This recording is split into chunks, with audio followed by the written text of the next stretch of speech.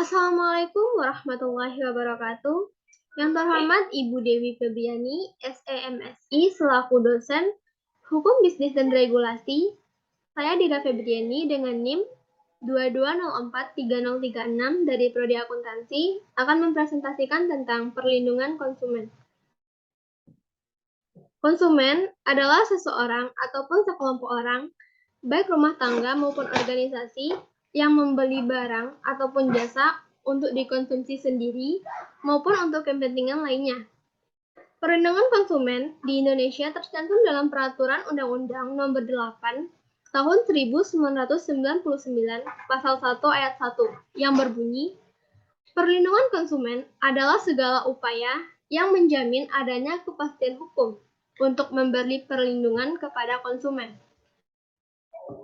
Hak dan kewajiban konsumen. Konsumen mempunyai hak diantaranya mendapatkan kenyamanan, keamanan, dan keselamatan dalam mengkonsumsi barang ataupun jasa. Yang kedua, hak untuk memilih barang. Yang ketiga, hak atas informasi yang benar. Yang keempat, hak untuk didengar segala keluhannya tentang barang atau jasa yang dikonsumsi. Selanjutnya, hak untuk mendapatkan advokasi. Kemudian, hak untuk mendapatkan pembinaan dan pendidikan mengenai produk atau jasa yang dikonsumsinya. Dan terakhir adalah hak mendapatkan ganti rugi jika mengalami kerugian atas produk yang dibelinya.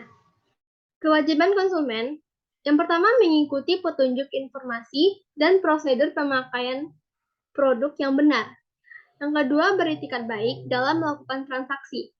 Yang ketiga, membayar sesuai dengan kesepakatan antara konsumen dan pelaku usaha. Selanjutnya, mengikuti upaya penyelesaian hukum jika terdapat sengketa atau permasalahan yang berkaitan dengan hukum. Hak dan kewajiban pelaku usaha. Pelaku usaha mempunyai hak diantaranya menerima pembayaran atas produk, barang atau jasa yang dibeli oleh konsumen, kemudian mendapatkan perlindungan hukum. Yang ketiga, melakukan pembelaan diri dalam menyelesaikan sengketa, baik yang berurusan di pengadilan maupun di luar pengadilan. Yang terakhir, rehabilitasi nama baik jika terjadi hal yang tidak diinginkan yang mencemari nama baik pelaku usaha ataupun perusahaan itu tersebut. Kewajiban pelaku usaha. Yang pertama, beretikat baik dalam berusaha. Kedua, memberikan informasi yang benar kepada konsumen mengenai produk barang dan jasa yang dijualnya. Yang ketiga, melayani konsumen secara jujur, benar, dan tidak diskriminatif. Yang keempat, menjamin mutu barang. Kelima, memberikan kesempatan untuk mencoba. Terakhir, memberi ganti rugi atas kerugian jika dialami oleh konsumen.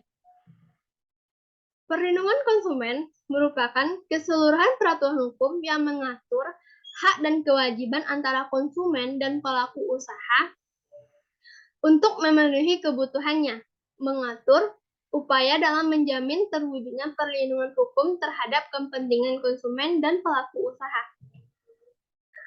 Asas-asas perlindungan konsumen. Yang pertama, asas manfaat. Asas manfaat dimaksudkan agar seluruh upaya dalam menyelenggarakan perlindungan konsumen memberikan manfaat yang sebesar-besarnya baik kepada konsumen maupun kepada pelaku usaha itu sendiri. Yang kedua, asas keadilan. Asas keadilan ini dimaksudkan untuk partisipasi seluruh rakyat bisa diwujudkan secara maksimal dan memberikan kesempatan kerja kepada konsumen dan pelaku usaha untuk mendapatkan hak dan melaksanakan kewajibannya secara adil. Asas keagamaan. Asas keagamaan dan keselamatan konsumen dimaksudkan untuk memberikan jaminan keselamatan dan keamanan kepada konsumen dalam menggunakan mengkonsumsi, dan memanfaatkan barang atau jasa yang digunakan. Asas kepastian hukum. Asas kepastian hukum ini dimaksudkan agar konsumen dan pelaku usaha menaati hukum dan memperoleh keadilan dalam menyelenggarakan perlindungan konsumen, serta negara dapat menjamin adanya kepastian hukum terhadap konsumen maupun terhadap pelaku usaha. Yang terakhir, asas keseimbangan. Asas keseimbangan ini dimaksudkan antara kepentingan konsumen dan kepentingan pelaku usaha serta pemerintah dapat terjadi keseimbangan baik dalam hal material maupun hal spiritual. Tujuan dari perlindungan konsumen. Yang pertama, meningkatkan kesadaran, kemampuan, dan kemandirian konsumen dalam melindungi dirinya sendiri. Yang kedua, mengangkat harkat, martabat konsumen dengan cara menghindarkan dari akses negatif penggunaan barang atau jasa. Yang ketiga, meningkatkan pemberdayaan konsumen dalam memilih, menentukan, dan menuntut hak-haknya sebagai konsumen. Yang keempat, menetapkan sistem perlindungan konsumen yang mengatur unsur kepastian hukum dan keterbukaan informasi serta akses untuk mendapatkan informasi mengenai produk, barang, atau jasa yang akan dibelinya. Yang kelima, menumbuhkan kesadaran pelaku usaha mengenai pentingnya perlindungan konsumen sehingga tumbuhnya sikap jujur dan bertanggung jawab dalam diri pelaku usaha itu sendiri. Yang terakhir, meningkatkan kualitas barang atau jasa yang menjamin kelangsungan suatu lembaga usaha dalam memproduksi barang ataupun jasa, kesehatan, kenyamanan, keamanan, dan keselamatan konsumen. Sengketa konsumen merupakan sengketa antara pelaku usaha dengan konsumen yang menuntut ganti rugi atas kerusakan, pencemaran, atau menderita kerugian akibat mengonsumsi barang atau memanfaatkan jasa yang diperoleh dari pelaku usaha bersangkutan. Penyelesaian sengketa konsumen terdapat dua cara. Yang pertama, penyelesaian secara damai. Penyelesaian secara damai ini apabila para pihak yang bersengketa memutuskan untuk menyelesaikan sengketa yang terjadi secara musyawarah mufakat sehingga tidak dilanjutkan ke jalur hukum. Penyelesaian sengketa secara damai dimaksudkan untuk mendapatkan jalan keluar secara cepat, mudah, dan mudah. Yang kedua, penyelesaian melalui lembaga berwenang. Dalam menyelesaikan sengketa melalui lembaga berwenang, terdapat dua cara. Yang pertama, di pengadilan, yaitu konsumen menyelesaikan masalah di pengadilan mengikuti prosedur yang berlaku di suatu peradilan hukum tempat sengketa itu diselesaikan.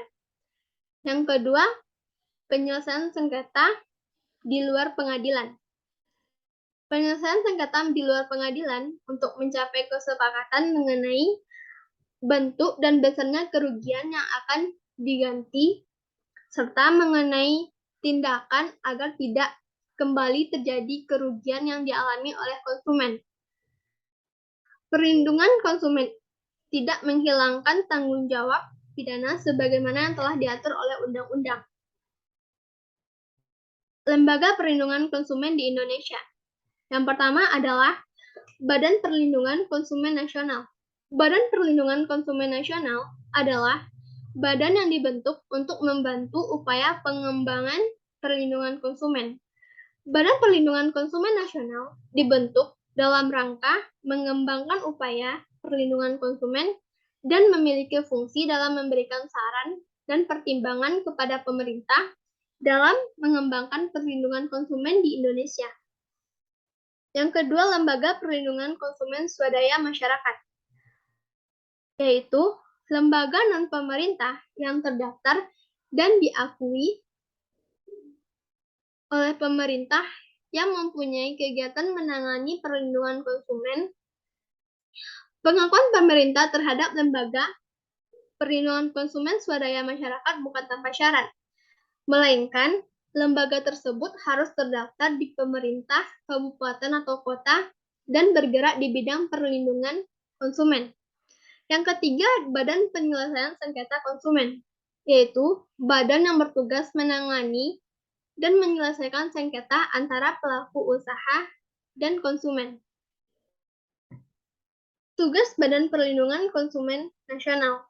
Yang pertama, memberikan saran dan rekomendasi kepada pemerintah dalam rangka penyusunan kebijakan di perlindungan konsumen. Yang kedua, melakukan penelitian dan pengkajian peraturan perundang-undangan di bidang perlindungan konsumen. Yang ketiga, melakukan penelitian terhadap barang atau jasa yang menyangkut keselamatan konsumen. Sedangkan tugas-tugas Lembaga Perlindungan Konsumen Swadaya Masyarakat. Yang pertama, menyebarkan informasi dalam rangka meningkatkan kesadaran atas hak dan kewajiban dan kehati-hatian konsumen dalam mengkonsumsi barang atau jasa. Yang kedua, memberikan nasihat kepada konsumen yang memerlukannya. Yang ketiga, bekerja sama dengan instansi terkait dalam upaya mewujudkan perlindungan konsumen. Yang keempat, membantu konsumen dalam memperjuangkan haknya, termasuk menerima keluhan dan pengaduan konsumen serta mendapatkan ganti rugi. Yang terakhir, melakukan pengawasan bersama pemerintah dan masyarakat terhadap pelaksanaan perlindungan konsumen. Syarat-syarat badan usaha sebagai badan hukum. Yang pertama, adanya harta kekayaan yang terpisah. Maksudnya, harta yang dimiliki oleh pelaku usaha atau pemilik badan usaha terpisah antara milik pribadi dengan milik badan usahanya sendiri. Yang kedua, mempunyai tujuan tertentu. Suatu badan usaha harus mempunyai tujuan yang jelas. Yang ketiga, mempunyai kepentingan sendiri. Dan yang terakhir, adanya kepengurusan atau organisasi yang teratur. Maksudnya adalah badan usaha harus memiliki pengurus yang teratur mengenai tugas-tugas pengurus itu sendiri. Sekian presentasi dari saya. Terima kasih. Wassalamualaikum warahmatullahi wabarakatuh.